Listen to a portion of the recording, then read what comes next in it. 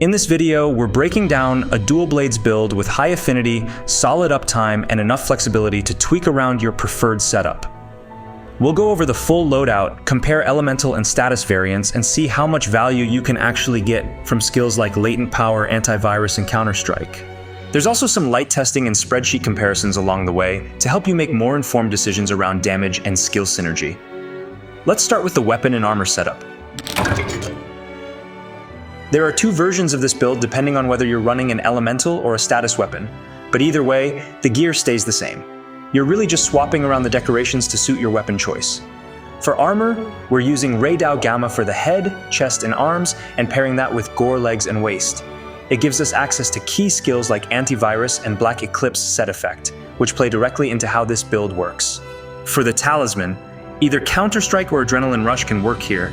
We'll get into the nuances between the two in a separate section, but for now, just know that both routes are viable with this setup. Now as for the weapon, I recommend using the Arshan weapon line. It's got good slots, flexible sharpness, and works well with either elemental or status setups. You'll want to go with attack infusions during crafting, and for reinforcement, the ideal setup is 4 attack rolls and 1 sharpness. That gives you a strong base for raw damage while still maintaining good uptime on white sharpness.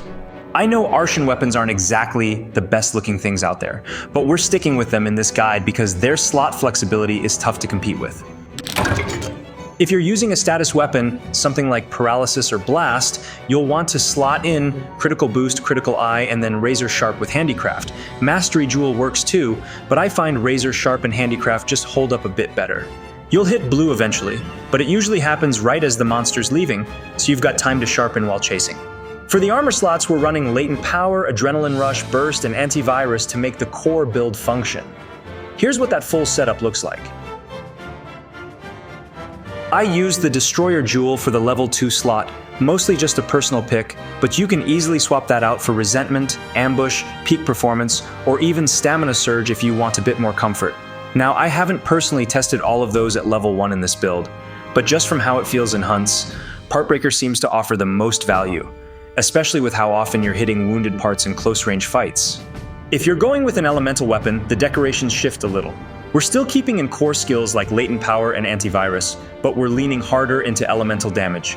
Here's what the elemental setup looks like once everything's in place. To make up for the 12% affinity drop from removing Expert Jewels, we're pushing Weakness Exploit a bit higher, just to keep our crit rate consistent. And to give you the full picture, here's a side-by-side comparison of the final skill loadouts for both versions. This build is tuned for high affinity during its uptime, whether you're using the elemental version or the status version of the build. Here's a breakdown of reliable affinity for both variations. The biggest contributors here are Latent Power, Black Eclipse Set, and Antivirus, and you can activate these skills pretty reliably. Assuming you don't take any damage, LP activates every 2 minutes after its previous effect ends. That gives you about 50% uptime if you're really good at dodging, and you get more value out of it the longer you spend on a hunt. But if you do take damage, that actually speeds things up a little bit. If you lose 130 hit points total during its cooldown, it reactivates early, so the uptime can be even higher in real hunts. You also get a bonus stamina effect while it's active, pretty much the same as the Constitution skill, so for most players it gives you a ton of value without needing to overthink it. Black Eclipse and Antivirus, on the other hand, work hand in hand. The 2-piece Gore set automatically inflicts you with Frenzy whenever you're facing a large monster, which is basically every monster that actually matters. Once you're infected, you can overcome Frenzy by landing enough hits within a set window. Overcoming Frenzy gives you a 15% affinity boost, and this is where Antivirus kicks in. It speeds up how fast you overcome Frenzy and adds another 10% affinity on top once you do. These buffs last for about a minute, and as soon as they wear off, you can start building toward the next cycle right away as long as you're still in combat. It usually takes around 15 to 30 seconds to overcome Frenzy, depending on how often you can connect with the monster. But if you fail to overcome it in time, you enter a weakened state instead. Your natural health recovery is completely suppressed and you take more damage, so it's definitely something you want to stay on top of. You can, however, slow it down by consuming a Nullberry. It won't cure the Frenzy, but it does reduce the buildup, giving you more time to overcome it before the penalty kicks in. Aside from affinity, this build also stacks a bunch of buffs throughout the hunt. You get more raw damage boosts when you're using a status weapon. But if you're running Elemental, you'll also gain bonus damage when hitting a monster's Elemental weak point. Here's a breakdown comparing the buffs you'll get between the status and Elemental variations of this build. It's worth noting this doesn't include motion values or hit zone modifiers, so take it as a baseline for what the build can do, not absolute numbers. Now this isn't a full skill guide, so we'll just run through the key skills quickly to show how they come together in this build. Burst activates right away on your first hit, giving you a small raw and elemental boost. And if you keep up the pressure, that gets replaced with a stronger bonus after 5 hits, which is something dual blades can manage pretty easily. Even at level 1, it adds more to your damage than a single point of Counterstrike or Adrenaline Rush. Counterstrike, on the other hand, triggers when you get knocked back, while Adrenaline Rush rewards perfect dodges.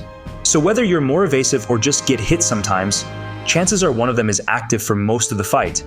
Guts, meanwhile, gives a passive plus 5% attack and lets you survive 1 fatal hit. It does reduce your defense by 5%, but once triggered, you get that defense back along with plus 3 resistance. You will lose the attack boost once it triggers though, so it's something to keep in mind. For elemental weapons, Coalescence adds a burst of damage whenever you recover from a status, and it syncs really well with the Frenzy cycle from the Gore set and Antivirus. These buffs loop in and out as the fight goes on, keeping your overall damage output consistently high. If you're on the fence about whether to use an elemental weapon or a status weapon, this section of the guide might help. Status weapons are great because you can bring them into just about any hunt. Different monsters have resistances, sure, but it's rare that a status effect won't trigger at all over the course of a fight. Paralysis, for example, can usually still trigger once or twice even on monsters with resistance. It just takes a bit longer than usual. And while it gets harder to proc again after that, even a single activation can create a solid damage window. Elemental weapons, on the other hand, are a lot more sensitive to what you're fighting. If you bring the wrong element into the hunt, your damage can drop off hard. That said, I personally had an easier time clearing Arch-Tempered Ray Dao using an ice weapon compared to my paralysis setup. I ran a simple damage test to compare the status and elemental versions of this build. For this test, I made sure all the relevant buffs were active, then ran a full blade dance combo on a training dummy.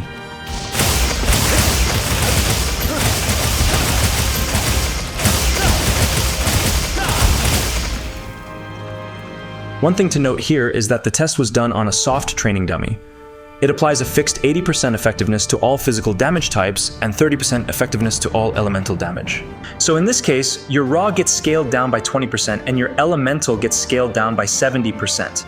That's important because in a real hunt, the numbers change depending on where you hit and whether that spot is weak to your element. Another thing I was curious about is whether going for expert jewels would give better results than just stacking more elemental attack with critical element. Like the previous test, I activated all relevant buffs before running the full blade dance combo. And here's what I got.